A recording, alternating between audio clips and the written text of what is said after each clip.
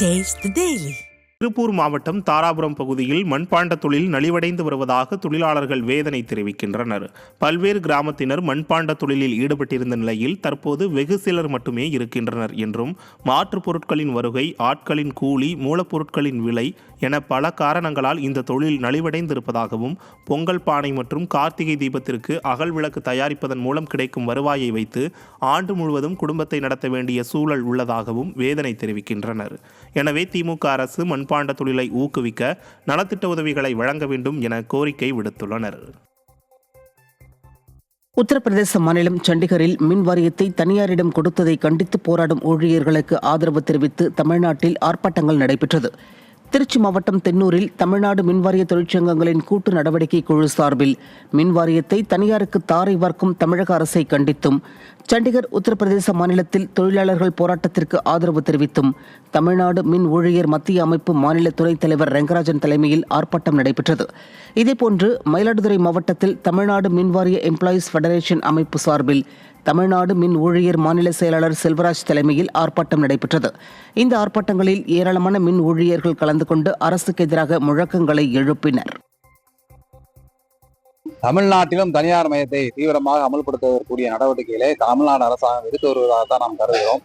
Smart meter திட்டத்தை tender விடுவதில் இப்ப நிறுத்தியிருக்கிறார்கள். அந்த டெண்டரிலும் அதானி நிறுவனம் சம்பந்தப்பட்டிருக்கிறதா சொல்லப்படுகிறது. எனவே இந்த தமிழ்நாட்டிலும் 1 டன் கேவி மேல இருக்கிற உப மின் நிலையங்களை தனியாரை அமைத்துக் கொள்ளலாம், மின்வழி தடங்களை தனியாரை அமைத்துக் கொள்ளலாம் என்கின்ற வகையில செல்லக்கூடிய நிகழ்வுகளையும் கூட்டமைப்பின் சார்பாக நாங்கள் கண்டிக்கிறோம்.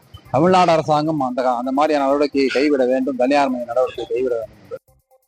தூத்துக்குடி மாவட்டம் கோவில்பட்டியில் சிறுவன் சடலமாக மீட்கப்பட்ட விவகாரத்தில் சந்தேகத்தின் பேரில் 3 பேரிடம் விசாரணை நடைபெற்று வருகிறது.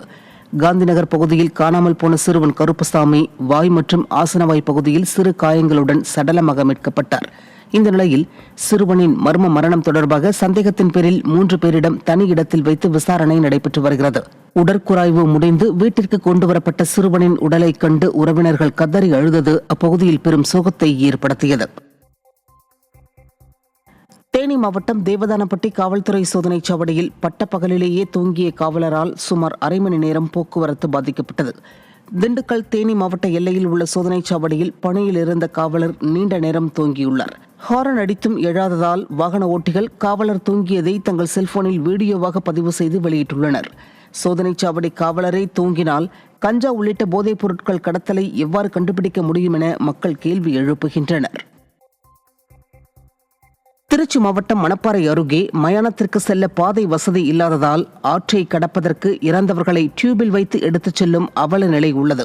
அண்மையில் காலமான 70 வயது மதிக்கத்தக்க பூச்சியம்மாள் என்பவரை சங்கிலியாண்டபுரம் பகுதி மக்கள் ஊர்வல ரதத்திலிருந்து எடுத்து பின்பு காற்று நிரப்பிய டியூபில் வைத்து ஆற்றை கடந்து சென்று அடக்கம் செய்தனர். இதனால் ஆற்றில் சிறிய பாலமும் அதன் அருகே பாதை வசதியும் ஏற்படுத்தி தர வேண்டுமென சங்கிலியாண்டபுரம் மக்கள் கோரிக்கை விடுத்துள்ளனர். இங்கே நாங்கள் 150 குடும்பத்துக்கு மேலே வசிக்கிறோம். அப்படி இருக்கக்கூடிய காலகட்டத்தில் எங்களுக்கு எந்த விதமான அடிப்படை வசதிகள் கூட இல்லை. இந்த சுடுகாட்டுக்கு போகிறதுக்கு நாங்கள் இவ்வளோ சிரமப்பட வேண்டியதாக இருக்குது. மழைக்காலங்களில் இடுப்பளவு தண்ணியில் நீங்கள் பார்த்துருப்பீங்க, இடுப்பளவு தண்ணியில் பாடியை கொண்டு போயிட்டுருக்குறாங்க. இதுக்கு உடனடியான நடவடிக்கை, ஒரு தீர்வு காணக்கூடிய அளவில் துறை ரீதியான நடவடிக்கை எடுக்குமாறு எங்கள் ஊர் பொதுமக்கள் சார்பாக